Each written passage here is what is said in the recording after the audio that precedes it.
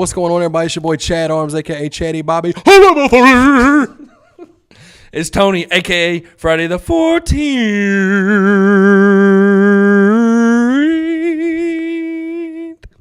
Okay, put Salt Bay a little flavor on that. I just shout out Mitch on that one. Mitch said I needed to get into it a little bit you more. Up in that one. You was up in that one. I went aggressive because I feel like this is an aggressive. We're talking about Texas Chainsaw Massacre tonight, yes, guys. it is. It is time to get into a horror franchise. It is. This is episode 8 of Over the Top with Chad and Tony. That's it. And we appreciate everybody that's been tuning into the podcast. We're having such fun growing the podcast, and everybody that's been with us from day one. We appreciate y'all. We appreciate all the support. Shout out to Chant. Shout out to Nixon Pro Media. Yep. And all the sponsors, Trouble Spirits. For sure. Shout out to Trouble. Shout out to Squizzles. Shout out to Tony. Shout out to Mel. Shout out to everybody that's helping everything. Yes. We're getting that out the way. We're getting all the pleasantries. Is that what people say? That's a good word usage. Pleasantries. Well, we're going to get that out of the way because me and Tony have different opinions on these, and that's fine. Yes. But some of the opinions that each of us have baffle the other one. So we're gonna get into this. This is gonna be an interesting episode because the Texas Chainsaw Massacre as a franchise is it's rough. It's rough, but I mean, I say it's 4 for 9. I say there's 9 films that we're gonna talk about. I say 4 of them are dope. But you can say that with all the big franchises too. I mean, Nightmare on Elm Street, you got a handful. Nightmare on Elm Street barely has 4 to me, and it's got like. More, we'll get into movies. We're going to do that one as well. I know people have asked us to do that one. Yep, it's on the list. The Friday 13th, I think, has the most. It has the most. It has the most watchable ones. Even the Halloween franchise has some rough ones, which we'll get into that later on in the year as well. Yeah, but I think what we're going to do, we're just going to go through them in order of when they were released and kind of give our thoughts on them, maybe some fun facts about them. And then at the end, we'll give our rankings. Yeah, you know what I mean. That sounds good. That's when we'll have some fun times with us. Yeah, for sure. But if you haven't subscribed to the channel, hit that subscribe button, hit the bell for notifications. The link is in the description for our Instagrams if you want to follow us on there, as well as the podcast in audio format. If y'all want to hit that follow button, whether it's Spotify podcast or Apple Podcasts, Google, whatever it is y'all do. Go ahead and follow us. Please do, and give us a like on there because that helps out with us big time. Yeah, the reviews always help. Throw us in the algorithms. So yeah, man. Let's just talk about the first one, the one that started it all, 1974. Well, I mean, 1974. That's before Black Christmas, before Halloween. I mean, this is what pretty well. Like we were talking about this before. And you said it too. I really wouldn't classify this movie as a slasher. No, I mean people say that it is just because it's a killer chasing people around. I feel like with a big weapon. But Texas Chainsaw Massacre is like a psychological horror movie. Yeah, it gets you more mentally. Yeah, it screws with you. Yeah, mentally. It makes you want to think of everything that's happening or what's happened before everybody shows up there. Yeah, because for one, I mean. You know, obviously Tobe Hooper directed it. Yep. Didn't have much of a budget. I mean, in 74, 73, I'm sure when they filmed it, $300,000 I think was the budget that they had. Crazy. But in the middle of Texas. You know what? I was looking up trivia about this movie. The guy that at the beginning when it shows the story and John Larroquette is the one doing the audio. Oh, really? You know what I'm talking about? Yeah, John. Well, and every time that there is one of those in the Texas Chainsaw franchise, it's John Larroquette doing it. Really? I never knew that. Yeah, I didn't either. So I was looking up, like doing our research and stuff. Huh. So I thought that was kind of cool because I would have never guessed that. That's a fun little fact right there. That's a dinger right there. I love the first Texas Chainsaw Massacre. Now.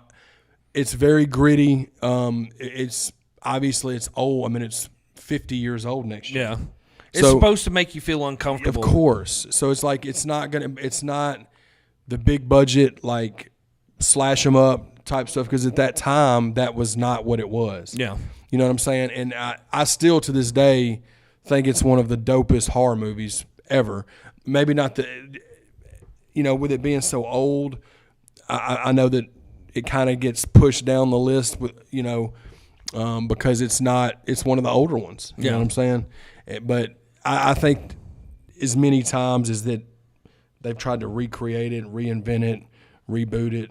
You know what I mean? I think it's you can't capture the feel that movie has, just because they had such a low budget to film that movie with, and just like you said, the grittiness of it, they're constantly sweating.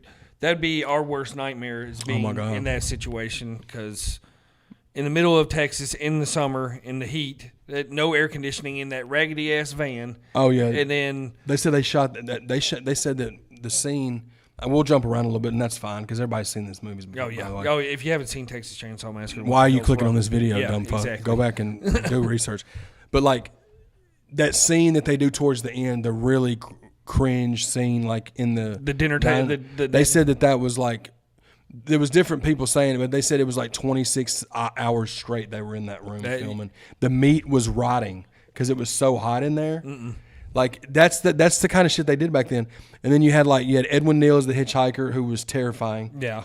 And I think he really cut him. Didn't he really cut himself in that opening scene? I think so. Yeah. And a few years back, when we went to one of those full moons, he was there. I know Skeggs got a picture with him and stuff. Yeah. He seemed like a really nice guy, but he's creepy as shit in it. And then Marilyn Burns was the final girl. She was Hardesty. Yeah, Sally. Sally. Yeah. And then you had Paul Partain, dude. Paul Partain. God, dude. Franklin. As much as I love I love Friday the 13th too, but as much as I love Texas Chainsaw Massacre, I cannot for the life of me. I fucking hated him. Worst character ever in a movie? One of them. Yeah. Yeah, easily. Another one that's on the level of cringe as him is the dude from Return of the Living Dead 2. You know what I'm talking about? Oh yeah. The punk rock dude. Yeah. No. The old guy. Oh yeah. Yes. The super over the top old guy. Yeah, like it's that kind of cringe. Names not with us. No, but that's what pictures are for. I do better with pictures than words anyway. Maybe not because anyway. They were going off script. But Texas Chainsaw Massacre. But frankly, as terrible of a person as a character as he is, he totally gets shit on in that movie. They leave the guy in the wheelchair stranded. They have a little wooden plank to get his wheelchair out of that shitty ass van. Yeah, it's just they shit on Franklin. Yeah, and he deserved everything he got. It's just, but the one thing that's unique, there's hardly any blood in that movie at all. No, not. The majority of it you see from the hitchhiker when he's cutting. You know what I'm saying?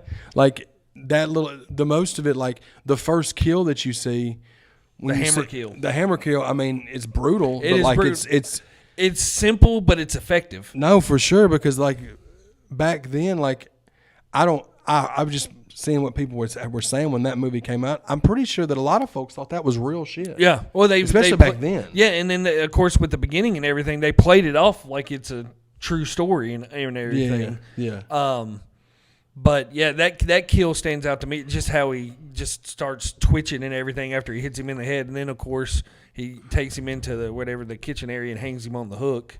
Yeah. After that, but and then you got the famous shot, the butt shot walking up to. I mean, it's shot really well for that timing. Oh, it's so good. And with as gritty as it is, that shot right there when she's walking up to the house, it is perfectly lit. And it's the total opposite of the grittiness of the movie in certain shots. No, I forgot dude's name that did the cinematography. I'll put his name. But I think he did part 2 as well. I think he was. But he was great. He was great. And the thing too, the grandfather, the guy that plays the super old grandfather, that's 100 and something years old. Or whatever. We'll get to that in just a second. Too. John Dugan, the one that plays him, that they were talking about in the behind the scenes, dude was at the time when that movie was filmed, he was 20 years old. Really? And they just put all this makeup. He had to sit for hours and hours in makeup. That's where a lot of the money went to, I presume. Yeah, because $300,000, and you could probably stretch that a good minute in 1974. But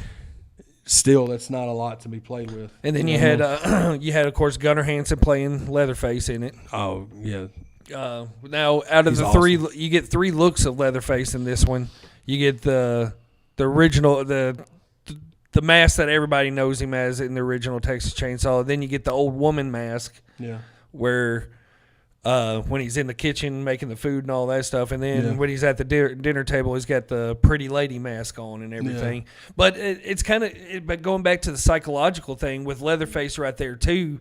When he has the first mask on, that's like the killing Leatherface. Yeah. When he's in the mindset of being the killer, and then when he's got the old or the older woman mask on in the kitchen, he's going like into mother mode. Right. Yeah, there. I mean that's what was so dope about it, because it's psychological horror, because that's what it is. I mean, slashers at the time weren't even really a thing yet. Yeah, that Black slashers. Christmas and all that was like right there whenever horror movies were like not that style. Yeah. But like the way that you were talking about with the different leather faces, and then like how like you feel dirty after watching. Oh, especially the dinner table, because it's so like hot. You can just tell everybody's hot, and like it makes you uncomfortable. Gross. Yeah, for sure. And then you have the grandpa, and they just repeatedly trying to hit her Sally in the head with the hammer and everything. Which is Tobe Hooper, like, and we're gonna get into the next one, which we definitely different opinions. But like he dabbled in that first one with dark humor, which is like he was doing with the grandfather when they were trying to get the grandfather to, and he couldn't hit her, and his hammer was because he's 110 years old. Yeah. So he put his foot in the water with that humor in the first one. Yeah. You know what I'm saying? Like to kind of break up like all that just. Now in this first one, the family is known as the Slaughter family, correct? No, No, Slaughter family's not till the horrible one. Oh, okay. I was way off on that one. Yeah. Okay, they're the Sawyers with this one. Yeah, then. they're Sawyers. Yeah. Okay. Slaughter doesn't come into, I want to say, till Leatherface 3. Oh, okay. I think, I got mixed up. Yeah, it's either 3 or 4. Yeah, the name this family they name changed changes it 3 times. it was it's Sawyer, it was the Slaughters, it was the Hewitts, it was back to the Sawyers. Like because the timelines. There's of this 3 franchise. different timelines. Yeah. There's the remakes, and the remake in the we have 2 prequels. Yeah, that's what I'm saying, bro. It's like Avengers type shit. Yeah. But so good. But I appreciate Texas Chainsaw, the original, for what it is, because it birthed life to so many other horror movies and everything. But it's not one that it's like, I feel like watching the Texas. It's the way it makes you feel uncomfortable. It's not one that you want to just pull off the shelf all the time. It's like, I feel like watching Texas 74 Texas Chainsaw Massacre. Yeah, it does its job what it's supposed to do and make you feel uncomfortable while watching it, and put you on edge and everything. Yeah, and there's movies like that. They're like, we'll get into the countdown, like the rankings at the end, but like this is my favorite one. But like it's not as crazy as it sounds. It's not the one I've watched the most. Yeah, but it doesn't mean like you were saying. There's certain movies that are really, really dope, but they're not ones that like you may watch a lot, like Exorcist. Yeah, Exorcist awesome is one of the movie. greatest horror movies ever, but I've watched Exorcist maybe 3 times in my life. Yeah. But it doesn't take away from the fact that it's one of the greatest horror. But it's just so hard to watch because you know what I mean? I totally agree. But with that. 5 kills in this one, which, you know, the ending I thought was really crazy, and like it's still really creepy when she's in the back Marilyn of the truck. Burns does such a good job as the final girl. She's so terrified. It looks legitimately terrified. Well, and it's the trauma that she goes through the whole movie. It just shows at the end of it with her just screaming in the back of the truck. Yeah, when she's going. Yeah, for sure. And with Leatherface just swing, and how that movie just ends. That's where it just there's nothing. It just stops. Yep. The credits roll as she's driving, going away in the truck, and Leatherface is swinging the chainsaw around and. Cut the credits. Yeah, great one. I mean, it's the original. So I guess we can move on to the part 12 years later. Tobe Hooper again. Yep. Texas Chainsaw Massacre 2. Now at this time, this was a Canon film, so they had like a little bit of a budget with this one. Okay. I didn't realize it was Canon. It was under the Canon umbrella. Yeah, it's Canon. Let me pull up the. I got it pulled up right here. 1986, obviously, Tobe Hooper. They had more of a budget. Did he write this one too? I think he was part writer on it. Yeah, he's co-wrote it. Yeah.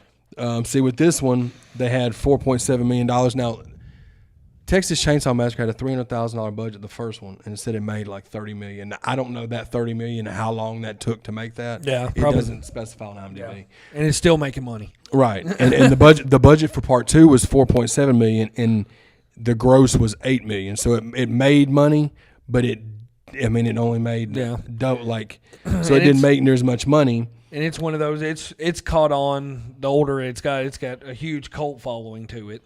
No, for sure. And I love part 2. And I know you don't care for part 2, and I get why you don't, because it's so different. It is so it is a total 180 compared to the 74. But you got to think too. It's 12 years later, yes. So it's a whole different genre, like style of horror movies. Yeah, you're right in the middle of the 80s. And he did, knowing how dark and grim and how you can't really watch part 1 that much because it's so hard to watch. I think that's one of the reasons Tobe Hooper wanted to go a different route with the second one and put more humor in it and make it more, because it was 12 years later, so like the style of horror movies changed completely. Yeah. In 1986, by that time, look at what all had already came out. Yeah. You know what I'm saying? So it was kind of it was a different thing. Yeah, Tom Savini did the makeup effects for it, which I think is dope. You got Bill Moseley playing Chop Top, which is iconic. I mean, Leatherface in this one was Bill Johnson. You also had 2 stunt performers. You had Bob Elmore and you had Tom Morga, who we talk about off camera. Tom Morga he did some stunt stuff for Michael Myers in Halloween 4. Yep, and then he played the uncredited dream sequence Jason in New Chapter, and then he played all the masked Jason parts in A New Beginning. Yeah, so they were saying like he's like the only one to be Leatherface, Jason, and that's Michael Myers, which is that's pretty dope. Nobody has that on their repertoire. No, man, that's a big word, ain't a chance.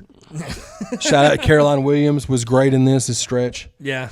But this one is definitely different. Like, I love part 2, but there's some parts of Chop Top is an awesome character, but it's just some of the part where he's just repeating the lines over and over and over and over and over again. It's like, oh, okay, we heard you the first 50 times you said it. Yeah, but they were trying. I get what he was trying to do, and I'll say this about part 2: as much as I love part 2, the first 45 minutes of part 2 are fucking awesome. Yeah, that's probably once they get to the compound. Is when it starts for me. Is when it starts to tail off some. Like and then the first half of that movie. The second half tails off, but I still love the movie. The whole scene on the bridge when they're in the truck and driving in the first where they kill the 2 guys with holographic sunglasses on, which is a total douchebag in the movie. Oh, that kill is crazy. Yeah, he totally deserved what he got. No, those. First of all, let's talk about that truck keeping up with him on the longest bridge of all time. In reverse. While Leatherface is holding up Nubbins. the Nubbins from fucking the hitchhiker from the first one. Dude, that's so great. Yeah, and just dancing in the back of the truck with it's ridiculous. And one thing about this franchise is it bounces around, whether they got different names, there's different siblings that come in and out. Like for example, the biggest family ever. For sure. The second, part 2, what we're talking about, Chop Top, Hitchhiker was his brother. Yeah. You know what I'm saying? So and the whole time I was watching it back in the day, I used to think he was the hitchhiker. Well, no, I used to think Drayton Sawyer was the dad. Oh, okay, yeah. And he's just the brother. Yeah. But he's just way older. So it was just that threw me off.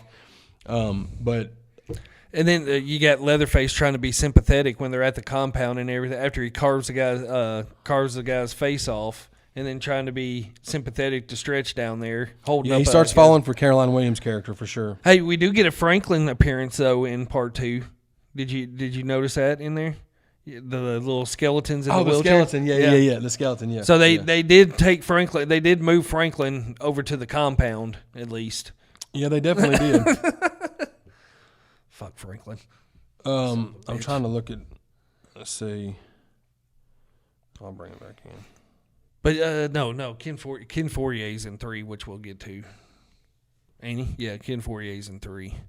Yeah, he's in 3. Yeah, but yeah, it's just too far fetched for me. And this, the first time I watched it, I dug it, and then the more that I have watched too, it's just fell lower and lower down the list for me, and just falling out of favoritism.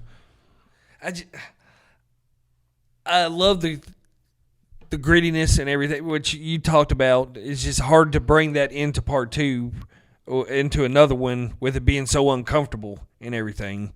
But I don't know. He went way too far for me in a liking for this one.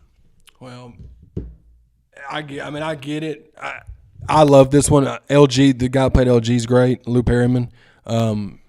I thought that Dennis Hopper was good. I mean, he's not great or anything, but he was good. It was cheesy. Another bone I got to pick too. How do they make the grandpa? This movie takes place 12 years later. How do they make the grandpa look younger than he did in the original? I don't know. It's the same thing with this whole franchise like that though. Like, have you noticed that the grandpa sure. looks younger in 12 years later? I mean, he definitely does. I guess being a cannibal de-ages you a little bit. I guess so. You had this one. You had sorry, I'm looking at my notes. That's what these are on the phone here. You had 8 kills in this one, so you had a few more kills than you did previous. They had a couple cool ones. They did LG dirty. Yeah. And I was a bit Dennis Hopper with the sheriff or whatever he is. Just man, it's just he's a little too much. Yeah, there's especially when he's got the 2 chainsaws in the store. But again, come on now. It's one of those things, bro. You got to look at it from where the time frame. Yeah, because we're in the 80s. It's a canon film.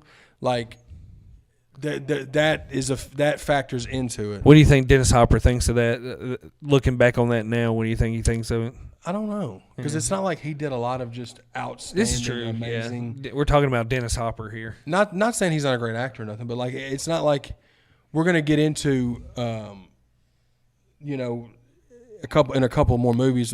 He's not Matthew McConaughey. Exactly, he's not McConaughey. But Texas Chainsaw 2. Anything else you want to say about that currently? You just want to move on? We'll just move on. Yeah, we'll talk. Yeah, that's my description for it. Yeah. Then you got the abomination of Leatherface, Texas Chainsaw 3, that came out, in 1990? Yeah. Complete dumpster fire, dude. Viggo Mortensen in there? Bruh. Is that that's the one where you got squeaky wheel Leatherface. Yes, with dude. You got Stone Cold knee brace. You got Stone Cold Steve Austin Leatherface. You got he ain't sneaking up on nobody because he didn't put no WD-40 on that knee brace, because that thing is squeaking the whole damn time. Yeah, and I love Ken Foree, he's the only thing in this movie that's not dreadful. Yeah, he plays Benny. You got R.A. Mahili plays Leatherface. We've seen him at the convention circuit. He's always on the convention lines. You know what's crazy too? Greg Nicotero did the makeup effects. Dude that did The Walking Dead. Yeah, okay. So that you get you get a little group, and the thing about this too, this was on New Line film. Yeah. So it got just like the rating system or whatever it's called. They chopped it all the way down. That's why it was like all the cameras cut away during the kills, because they were super. After the last one, like it was a big company at the time. You know what I'm saying? The guy that directed this, Jeff Burr. Did you ever see From a Whisper to a Scream, the horror anthology? I've heard of it, never seen that one. Is it Scream Factory put out it's like an anthology? Yeah, okay. He directed that. Well, I was reading up on this movie, and that it got denied. It got turned down by like damn near every director at the time, and he kind of got it by default. Peter Jackson was turned it down. That must have been around the time. What was that? 1990. What was that horror movie that Peter Jackson did? The super over the top one. I forgot what it's called. Dead Alive. Maybe. That sounds good. That sounds good. We'll go with it. Fun fact though, you get Caroline Williams making a little cameo in this as a news reporter. Did you catch that? I didn't catch that one. Huh? Whenever they were in like the field, it was just a random cameo. But bro, this movie just It makes made no sense. bro. It makes no sense. It's just a stagnant movie from the beginning to the end of this movie. And this family's dirt poor. And how the hell does he get that fancy ass chainsaw? The saw is family. It's like gold. It's like chrome plated, chrome and gold plated, and this movie just made. There's no reason for this movie to be made. It was just a cash cow opportunity. I think this one you hardly get much Leatherface in this one at all. No, and the main characters are just awful. Like that guy Ryan and Michelle. Like those two, you didn't give a shit about either one of them. Yeah, Viggo Mortensen was, and he's another like member of the family. Yeah, it's very. He's the one that lures people to the house and all that stuff. It's a very forgettable movie. I've watched it twice and it's very, very, very forgettable. Yeah, it had a $2 million budget and it made $5 million. You know what makes me sick? Now I know you're not a fan of part 2 like that, but IMDb has part 2 at 5.6 out of 10, and they have this at 5 out of 10. Oh gosh! Like you can't tell me. I don't know. I don't want to say I don't know anybody. There's some people out there that think Leatherface is good. I just don't see how. I do not. If you love the first one, I don't see how you would think the third one is good. It didn't have like that first one. Just makes you feel like it makes you feel hot. It makes you feel sweaty and just nasty, and it's scary. And it's scary. And like this part 2 has scary parts. Like regardless if you don't like it, I'd like to think that you kind of thought it was. Did you think that opening scene on the bridge right there and then the scene at the state radio station when he jumps out, like that has some dope like scary parts. Except for when he tries to do his business with her with a chainsaw. Oh yeah, he gets weird. He starts to try to get PW. He's Punta whipped over her. Yeah, unfortunately. We'll leave it at that. So going back to Leatherface though, you had a random little sister, little girl, or no? They said that was Leatherface's kid. Yeah, it's just a dust bowl. I don't even know, but it's just a dust bowl. It's very dusty, that whole movie. It's like they're kicking around dust the whole time. It's just the chase. He can't sneak up on nobody because what's that squeak? Oh, is that Leatherface coming through the woods? He ain't sneaking up on nobody. Squeaking. I don't know if I can't remember the little girl in it. It's a blonde girl. Yeah, she's the same girl that played the young Tina in Friday 13th Part 7. The one that was like the fucking the one that was like all like the weird one. Yeah, you know what I'm talking about from Part 7. Same girl, but like, what was she there for? What it's just that? none. Is the whole movie is pointless. And Ken Voorhees, the only thing about it that's dope, and it's like I don't. Like I want to see Leatherface fuck some shit up. Terrible. And then you got 7 kills, but some of them you didn't even see on camera because of like them chopping. And then when we got the unrated version, when it got the Blu-ray release, there was no difference. There's no difference whatsoever. It's just, like I said, I've watched that movie twice and very forgettable. Ken Fourier, Viggo Mortensen, Squeaky Need, Leatherface, and yeah, and then you got the chrome plated chainsaw. That's all I remember of that movie. Fuck Leatherface. Okay, we'll move on. Now fuck Leatherface, but fuck that movie. Part 3. Well, yeah, Leatherface Part 3. We like Leatherface. Texas Chainsaw 3. Then you got the Abomination. You got one that's even worse. Yeah. Leatherface, I wouldn't say was an abomination. It was just a shitty sequel. This one right here, though, has no Texas Chainsaw Massacre Next Generation, is an abomination. Terrible. This movie makes no sense. It makes worse sense than Part 3 does. Directed by Kim Hinkle, who wrote the screenplay for the original. That's what makes me sick when I went back and looked at it. Really? Yes. Kim Hinkle co-wrote dropping all the screenplay for Part 1, bro, and he directed Next Generation. So explain that dog shit to you. To you? Why would you explain it to you? I would love an explanation. Please. Let's go, Chad. It's late. So this is when the Sawyer family all of a sudden is now the Slaughter family. Okay, this is when they become the Slaughter family. Yes, they've been now. You got Matthew McConaughey, Renee Zellweger. I read up that the movie was the movie was filmed, I want to say in 94, 93, 94. They shelved it till like 95, 96. The unrated version got shelved till after Jerry Maguire came out. Oh, wow. And Renee Zellweger had like gotten a little more popular. Yeah, and they said McConaughey's team was trying to get him like where it wouldn't come out because they felt like they were exploiting his. I don't know. He was embarrassed of it. It's what it was. I would be embarrassed. Yeah, because Matthew McConaughey's a great actor, but he is batshit fucking crazy bad in this movie. He's unbearable. Like, I love Matthew McConaughey as an actor. Great, amazing actor. But this movie, he is unbearable. It's ungodly how bad he is. Unbearable. What is it? Renee Zellweger and her boyfriend and their friends that go out. It was like prom night or something like that. Yeah, and then you hate all the characters. Yeah, you don't McConaughey. care. They end up at the house and a shit show. Not only that, the guy that played Leatherface. And what's fucking crazy, they don't even call him Leatherface. They call him Leather in this one. He's a simp. He cross-dresses. I'm like, what is going on? He makes sounds. He drinks Bud Light in the movie, apparently. Makes sounds, and it's just... I'm like, what are the...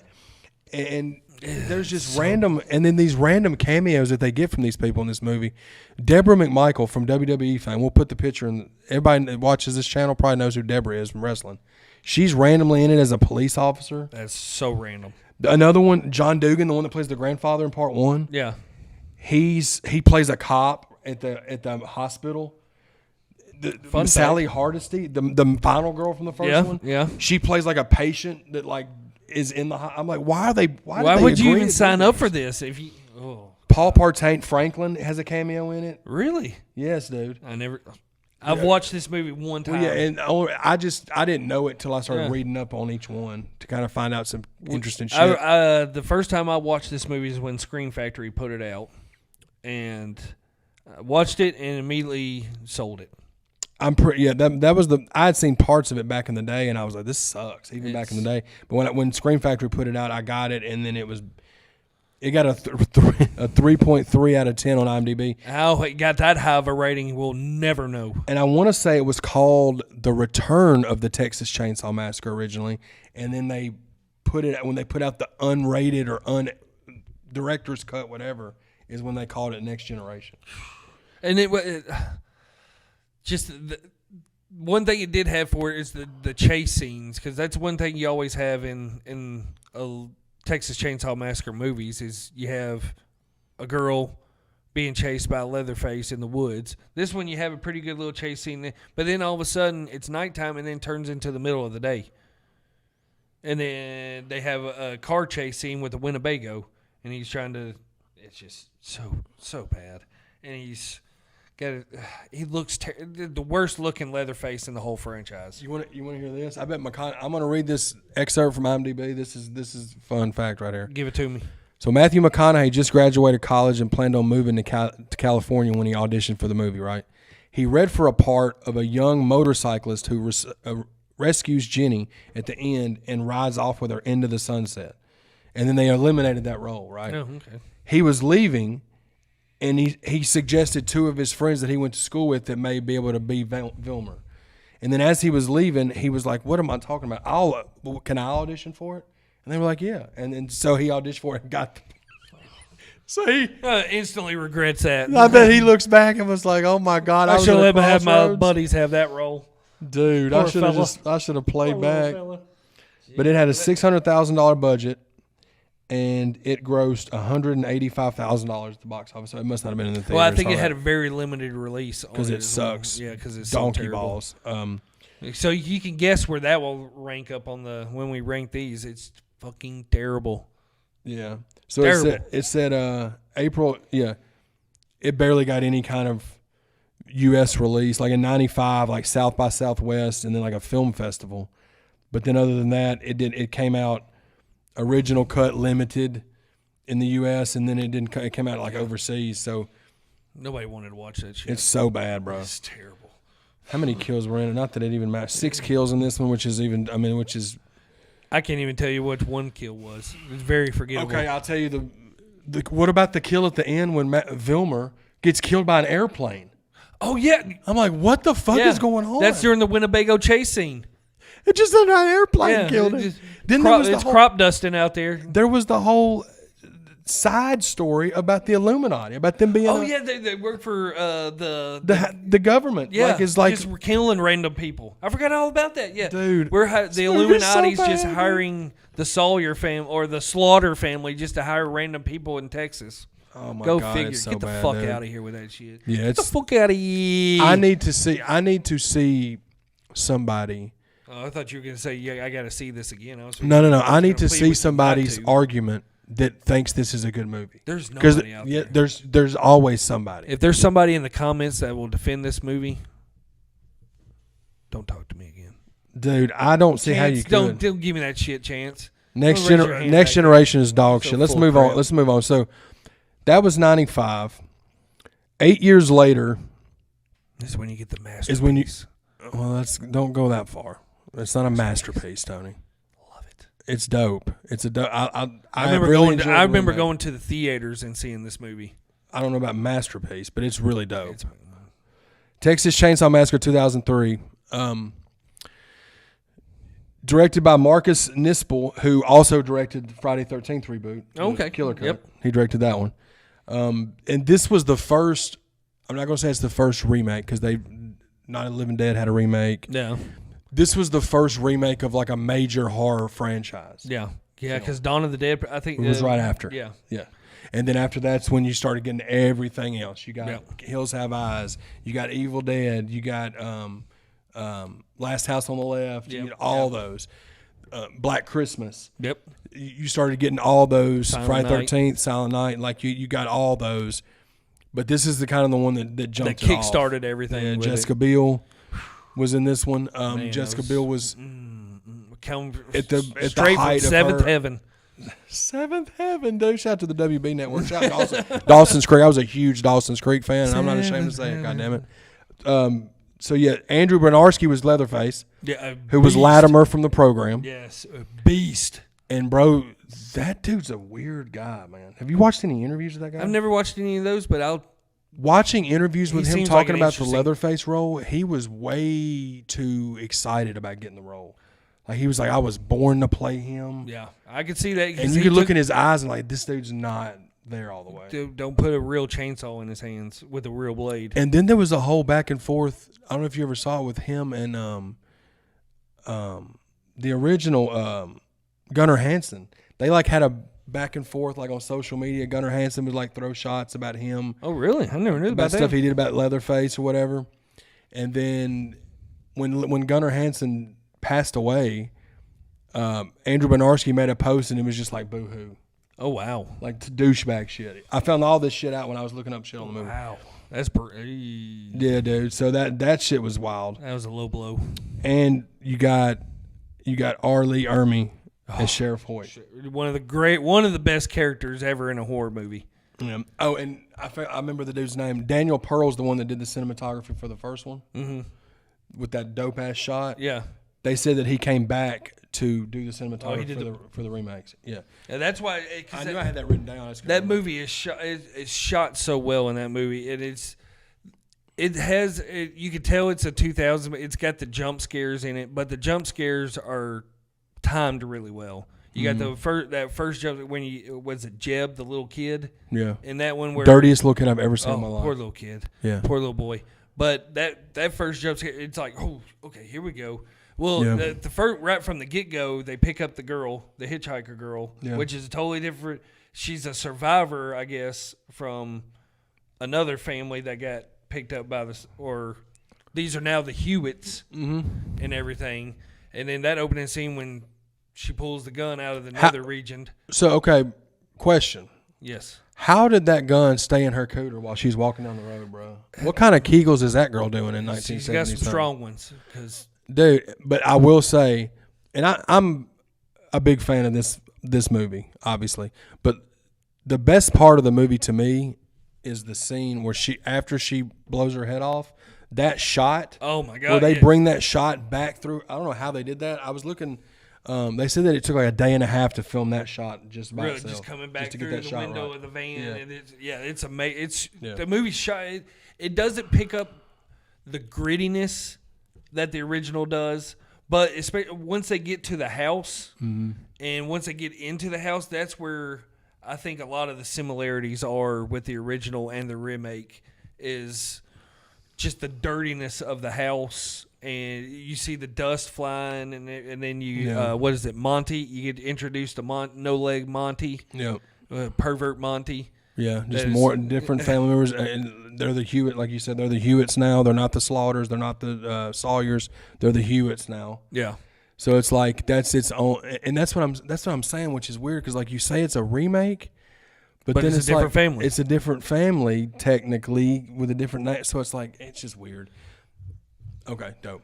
So we've got overall like the feel of the movie, it's 30 years after the original one. Yeah. And again, just like I was saying this stuff about when I was defending part 2, this was 30 years after the original one. So everything's different. The styles, you're not going to want to make that movie again. No. And that's where you get the jump scare. You get more of the jump scares and all that stuff. And you got Michael Bay that's his like team co-produced or something. Whole lot more brutal than the original. Very brutal. And Andrew Bernarski is he's intimidating. Such a dope Leatherface. I mean, we can say that. When you think of Leatherface, you want a huge intimidating brute force. Yeah, and that's definitely what you got. When you come to Jason, when you come to Myers, and when you come to Freddy, you almost got that supernatural element to them. Yeah, where Leatherface is more of a human in a way, for sure. And everything. He's just a monster of a man wielding a chainsaw. Sheriff Hoyt. I mean, he's great. Oh my God! When he knocks dude's teeth out, when he knocks those chiclets out of that poor dude did a great job in that scene, bro. Oh, it's terrifying. Yeah, it's that part. Is it R. Lee Emery? Is that his real name? Sheriff R. Lee Ermey, yeah. Yeah, R. Lee Ermey. Yeah. I mean, that role was meant for him. No, for sure, dude. And obviously, he was great. I mean, he's been great in so many things, but great in Full Metal Jacket. Yeah. And that's kind of the vibe. He just took that times a million. Yeah. He took it to the whole. It's just. But so overall, I mean, the Texas Chainsaw 2003 is. I can say that it's the best. Would you say it's the best reboot? Yeah, it's up there with the top. Yeah, Day of the Dead, Dawn of the Dead reboot. It's a great one. I love Hills Have Eyes, bro. I know you don't. I know that one part in Hills Have Eyes. That one part in Hills Have Eyes, but it's great. It's up there at the top of the list of remakes. Yeah, for sure. And then this one, you had 8 kills in this one. The kills were brutal in it, and overall, it was, especially at the end. I like the way they. The one found footage kind of deal. Yeah, the one that sets off to me is Jessica Biel's boyfriend. I forget what his real name is, but when he puts his face, when Leatherface puts his face on, and that scene right there, and looks at Jessica Biel, through the Bad. Yeah. And then the one scene where they're outside the van and he stands up in front of the van and the headlights shine on him. Yeah, so great. Yeah, for sure. We'll just move it along, man. Next one up is one that I loved back in the day, and the more I watch it, I still like it, but it just don't hit the same. That's the 2006 Texas Chainsaw Massacre: The Beginning, which is now the prequel to the one we just talked about. Yeah, correct. Yes. Okay. And you get a different backstory on Leatherface in that's what I'm saying, bro. Yeah, like. It starts out with his mom giving birth to in the slaughterhouse. In the slaughterhouse, and then he's dropped in the dumpster because his mom dies. Yeah, and you figure out too that Sheriff Hoyt by R. Lee Ermey is not actually Sheriff Hoyt. Yep. Do you know who is do you know who plays the original Sheriff Hoyt in the beginning? I looked at it and I forgot to write it down. Oh, Lou Temple. Lou Temple. Oh, that's right, Lou Temple. Lou Temple is the original Sheriff Hoyt. He was. Shout out Lou Temple. And that's when they handle him. And it's after he kills the supervisor at the slaughterhouse, and then that's when he picks up the chainsaw. He's walking down the street. Yeah, so it ties up those loose ends, and it ties up the loose ends with Monty. With Monty and why he ended up becoming a double amputee. Yeah.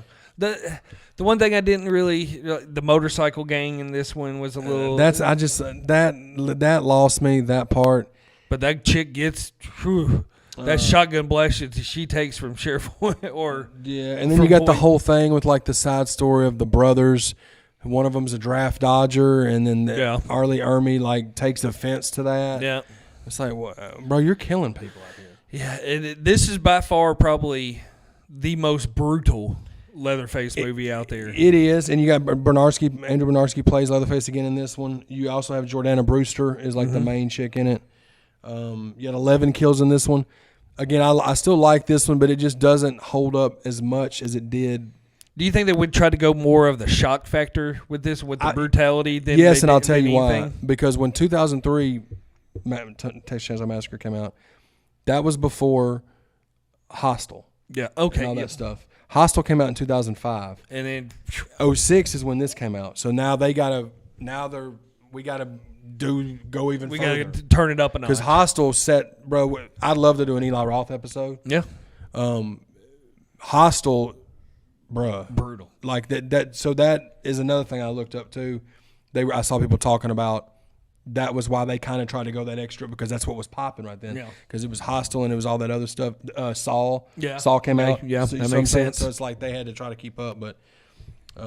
There's just that one kill where the motorcycle dude in the upstairs where they just pretty much cut him in half. And that one is. Whew.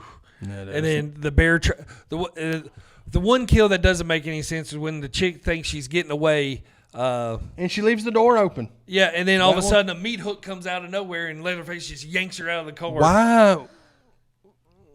Why didn't you shut the goddamn door? Why are you driving with the door open? Anyway. Yeah. But this would, which of course it's the prequel. You think what's her name, Jordana Brewster? She gets in the car, everything's good. She sees a cop car off in the distance and all that stuff, and then boom, Leatherface pops out and puts a chainsaw right through the middle of her chest in the back seat. Yeah, dude. But it makes sense. That's how you got to end it, because it's going into. That's the thing. They put that out after the other one, so you already know that they're all going to survive. If you've seen the other one. The bad, like the Hewitts, because you know what happens after. Yeah. So like that was another thing that when I went and saw it originally, I didn't really think about none of that shit. But like looking back, I'm like, well, that's. But either way, it's got flaws, but I still enjoy it. Moving on to the for sure. I have fun. Yeah, it's a good time. Moving on to the next pile of dog shit. Texas Chainsaw 3D, aka the Trey Songz promotional movie. Yeah, 2013. This movie is dog shit. This movie's really bad. Guys. Everybody knows it's bad. If y'all think it's good, well, CGI blood, CGI kills. CGI blood's the first thing. All these other Texas Chainsaw films have all practical effects. They go that route with it, and the 3D route. They start the movie. So here we go again, where it's back to the Sawyers, because this is supposed to take place 40 years after. Yeah, and then the opening takes place right after the original. Yes, and you get Bill Moseley plays Drayton Sawyer. Yep. In this one. Yep. And you also get Marilyn Burns as Verna. She plays like the grandmom or something. The timeline. You want to tell them about the timeline? About how there's the daughter? Yeah, well, she's the baby. Well, the first thing is after the original Texas, this one, the Sawyer, they're trying to make you feel sympathetic for the Sawyers. Where they burn the house down and everything. They've got like a Hatfield McCoy standoff with this other group of people, this other family. Yeah, well, that burns the house down. Yeah, and everything, and then Leatherface and a random baby make it out of the house, and then 40 years later, what's her name? What's her name? I want to hear you try to say it. I can't. Something Daddario. Alexandra Daddario. Alexandra Daddario. So she's supposed. This movie takes place 40 years after the original. And she looks how old in the movie? She looks like 21 years old. Yeah. Make it make sense. It doesn't. It make sense. I didn't watch this movie for years when it came out because I heard how bad it was, and then I watched it, and stuff like that, it instantly makes me tune out and not want to focus. I mean, I watched the movie, but I hated it. Yeah. Because like anytime you can't fix something like that. Yeah, and Leatherface is an anti-hero all of a sudden. Dude, so there's that part. There's Trey Songz is in it, which that's cringe enough. Like him trying to be Scott Eastwood's in it. Unfortunately, Scott Eastwood's a great actor, but he's in this pile of shit. Well, Gunnar Hansen plays Boss Sawyer at the beginning too, so he gets a little cameo. Leatherface looks like shit. Leatherface does look like shit. You get more kills in this. You get 18 kills, but you also get the CGI blood. Yeah. Well, ain't a lot of the kills come right there at the fair or something right there. Don't a bunch of them come? Yeah, there's the fair scene where he's out in the middle of the fucking fair and everybody's just waving around, killing people, waving around chainsaws. You got the whole cheesiness of the 3D aspect, so there's like throwing the chainsaw at the screen and all that stuff. And then you get that god-awful scene at the end. Do your thing, cuz. Do your thing, cuz. And she kicks him the chainsaw. It's like, come on. Like, bro, why... Come on. What are we thinking? I don't care what era we're in. Why would you ever think that line should have been written into a Texas Chainsaw movie? Make it make sense. Please, somebody out there, make it make sense. It doesn't make sense. Fuck Texas Chainsaw 3D. Fuck it. Next up, Leatherface 2017. Another one that the timeline is just all kinds of finagled. Another prequel, might I add you. Yeah, this one starts before any of them. This one starts originally in 1955, and then it jumps ahead 10 years. Yeah. Then there's like some fucking crazy house. Yeah, they're always, and then they try to do the little twist with it to make you think that one person is probably going to be Leatherface when they're not. When they get busted out of the crazy house, you got the one dude that's part of the group and the chick. They're just all of a sudden banging it out over in the corner. Dude, they're like these nymphomaniacs that in the middle of a riot. In the middle, people are getting killed left and right in the middle of this riot, and they're just over there banging it out over in the corner like little rabbits. It makes no sense, bro. This is still the Sawyers because this is the same. This is supposed to be the beginning, but like, it's these two French directors. So like, the feel of the movie is not. It doesn't even feel like a Texas Chainsaw movie. No, because they're on the run the whole time. Because they're not at the house. And the way that it's just shot, and it doesn't feel like it don't have any grittiness to it. No, it's because these two French dudes like put their take on it. I guess there's the whole Leatherface twist was awful. Yeah, it didn't make like some of the kills are actually pretty good in it though. The kills are cool, but it doesn't even feel like a Texas Chainsaw movie till the end when he finally gets the half mask and he gets the chainsaw. The last 10 minminutes make it feel like a Texas. But you had to sit through an hour and a half of it just feeling like a random horror movie. I agree. You know what I'm saying? It was a Lionsgate. I think Lionsgate had it, and then whoever it was that had it. Had the licensing or the rights to it to make several other ones, and then they let it run out. Thank God. And that's why there's 21 kills in that one too, by the way. So it has, and most of them come from the riot scene. The riot scene, because everybody's getting killed, and then you got jackrabbits. So that leads, when they lost the rights to it, that's what leads us to the last one, Texas Chainsaw Massacre 2022, which was a Netflix movie. Yep, it was supposed to get a big release, but then I think something fell out with something, and then it went straight to Netflix, which was probably for the best. Yeah, I watched this movie once, and I thought, this movie's actually dope. And then this is one of the ones I rewatched all the way through before we did this, because I've seen the other ones. There's parts of this I like, but for the most part, this one's fucking out there. The timeline makes no sense once again. None. Because this one takes place 48 years later. 48 years later, and Leatherface is, I guess, being a cannibal helps you de-age. Oh yeah, dude. It's like that's why celebrities drink blood. Who would have thunk, huh? Who would have thunk it? So David Blue Garcia directed this one. Did you see that movie Bloodfest? Yes. Same guy. Okay. The Bloodfest was okay. It was like that's like a straight to Blu-ray release. Yeah, well, something else came out around that time too. The good one. It was that one, and it was. Oh gosh, what is it? Oh man, this is gonna bug me now. I know which one. Hellfest. Yes, that's it. That's it. The name was even different, like that. Not that much different. Bloodfest. It's all the same. This one was produced by Fede Alvarez, the dude that did Evil Dead remake. Okay. So this one, that's where you get the kills from. Yeah, I watched an interview with dude, and he was talking about how I wanted to make this over the top with the kill. Oh my God! Especially the bus scene is. And again, you're in 2022 with they this. Deserved every bit of that. This one, and this also too, was after movies like Terrifier came out that were getting noise, and it was like super over the top horror, Hatchet, all those kind of movies. So it's like, bro, I mean, the kills in this were the most insane things I've ever seen. Like even compared to like Terrifier kills. Yeah, it gets a little out. The look of Leatherface is he's kind of got like a hunchback look to him. Mark anyway. Burnham plays him. Did you see that movie called Low Life? I've heard It's of like a Spanish low budget version of like okay, he was at Pulp Full Moon. Fiction. It's like that vibe. He was at he was at Full Moon Tattoo and Horror Festival this year. Okay, he was doing signings and stuff there. The main guy in that movie in Low Life is the guy that played Leatherface. Yeah, he had a big line in his line, and he looked like he was having fun with everybody. He seemed like a cool guy. Yeah, and you get Sally Hardisty's character, who is the original final girl from the first one. Oh, God. They bring her fucking ass, her old geriatric ass back for this one. And she's a Texas Ranger. Well, yeah, she's a Texas Ranger. Texas Ranger. Shout out to the Texas Rangers, Tony's favorite baseball team. Go Rangers. But also, too, the lady that played Sally Hardesty had already passed away, so they got a new lady to do it. Like Olwen, I don't know how you say her last name. We'll put a picture. We'll put one more time. It's some kind of French shit. I don't know.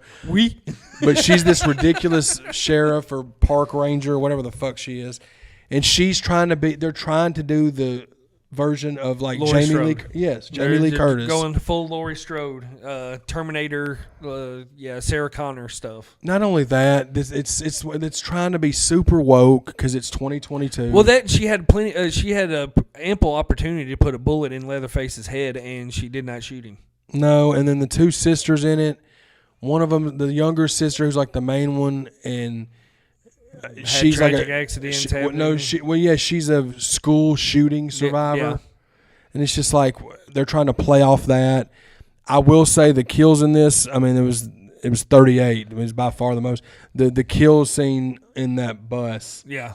I mean, the one character that I hate did get killed was the little carpenter dude that was fixing everything in the town that tried to warn everybody. He's like, "Hey, dumbasses, get the fuck out of here, or you're gonna die."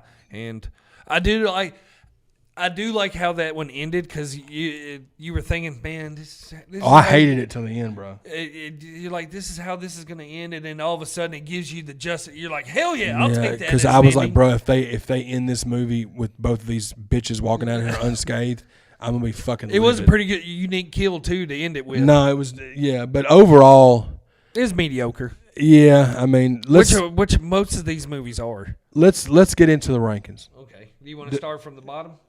No, you go. Just do your rankings. Well, you want me to do my full 9? Yeah, from top to bottom. Yeah, do top to bottom. Yeah. My number 1 would be the 2003 Texas Chainsaw Massacre remake. Okay, that would be my number 1, just for the sole reason of I can watch that one more. Mm-hmm. I can watch it more easily. I guess is the right word. Yeah. Than I can the original. Mm-hmm. It has more rewatchability to it. Mm-hmm. It's just easier to watch than the original. I'd go with 74 Texas Chainsaw as my number 2. Mm-hmm. I go with the beginning Texas Chainsaw the beginning as my number 3. Where did I have number 4? Number 4 I have Texas Chainsaw Massacre 2022. God damn it, Tony. This is fixing to be even worse for you. Leatherface 2017 I had number 5. So now you're just saying stuff that makes no sense. Number 6 I had Texas Chainsaw Massacre Part 2. Mm-hmm. Let's see. 7 is Texas Chainsaw Massacre 3D, or should we say Texas Chainsaw Massacre crap. Number 8 is Leatherface, and then number 9 would be the Abomination of the Next Generation. Yeah, that would be my rundown of it. Well, okay, so I can the go. only thing we really disagree on, I think, is going to be 2. Yeah, because my number 1 is the first one, the 74, the original. My number 2 is Part 2, and then 3 would be the remake. Okay. 4 would be the beginning. 5 is the Netflix one, 2022. Okay. 6 would be Leatherface 2017, and then my bottom 3 are the same as yours in that order. Well, we aren't too Texas far off then. 3D is number 7, Leatherface is number 8, and then Next Generation is number 9. So it's really just the Part 2, and I get why people don't like Part 2. Yeah, I get it. Yeah, I get it. It's not for everybody. Well, I understand where people like that. Well, I get where people appreciate that one and like that one, but it's not for everybody. It's just one that's not for me. Yeah. But now, if they would have stuck a little bit more to the original, I'd probably have that one higher up on the list. yeah, well, and no, I get that, and I was over here before we started thinking, man, there's only 9 movies, dude. How are we gonna be able to talk for a minute? And this is the longest episode today. How long are we running, Chance? Almost an hour. Dang, easy. Yeah, that's Easy. dope. That's dope though, because that lets me know that like we can do franchise. You know what I'm saying? And that's Episodes. yeah, And they work. it's one of the work smaller well. franchises. Yeah, like 9. You know what I mean? So that was our Texas Chainsaw Massacre franchise breakdown. Yeah. You know what I'm saying? Everybody's opinions are going to be different. Clearly, ours were only a couple of them. You know what I'm saying? But like, I think pretty much, I'd like to think that the majority of people's bottom 3 are what our bottom 3 Oh yeah, are. yeah, I would it's have got to to. be. If somebody has our bottom 3 up near the top, I don't get it. explain to me. I'd love to go explain this to me, please. Yeah, Talk to me. I'd Talk to love me. to hear your rationale for that, 'Cause but it don't make no sense to me. no, man. But episode 8, man, another one in the books. Texas Chainsaw Massacre franchise review, rankings, whatever you want Yeah, to call get it. down in the comments down below. Let us know what your rankings would be. Yeah, y'all put y'all's rankings in the comments. Also, let us know what other franchise episodes would y'all like to see. We've got a whole list of ideas that when we add to it daily, when people send us messages, and we've got ideas for what we're going to do next. We're going to do a wrestling episode every 5 episodes. So like episode 5 was one, episode 10 will be the next one, and so forth. That's going to be how we'll kind of sprinkle the wrestling ones in between the movie ones, but y'all let us know what y'all think, man. We Appreciate y'all. Yeah, this was a lot of fun, man. Yeah, it's a good first franchise podcast to get into. Yeah, I think we kind of got an idea what the next franchise episode will be, but we'll kind of leave it. We'll leave it under wraps for now. But I think we got an idea of what we're gonna do. That's right. And we out this month.